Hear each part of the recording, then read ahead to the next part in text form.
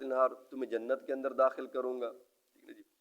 اور فرمایا باقی بھائی عہد کو پورا کرنا یہ بہت ضروری ہے. ٹھیک ہے جی. اگر کوئی آدمی عہد کو توڑتا ہے اس کے اوپر بڑی سخت سزا ہے. قیامت والے دن جہنم میں جانے سے پہلے بھی معاہدہ اور عہد توڑنے والے کو سزا دی جائے گی. وہ کیسے کہ اس کے ایک جھنڈا لگا دیا جائے گا. ٹھیک ہے جی. اور وہ جھنڈا علامت ہوگا کہ یہ دنیا کے اندر عہد اور معاہدے کو توڑا کرتا تھا. اور جتنا بڑا عہد اور معاہدے کو توڑنے والا ہوگا اتنا ہی بڑا جھنڈا اس کو دیا جائے گا.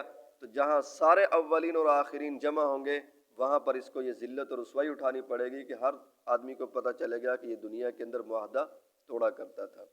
اور فرمایا وَإِيَّایَ فَارْہَبُونَ اور مجھ ہی سے تم کیا کرو ڈرو. دل کے اندر ڈر اللہ رب العزت کی ذات کا رکھنا ہے. اللہ تعالیٰ سے دعا ہے کہ اللہ تعالیٰ ہمارا خاتمہ ایمان پر فرمائے.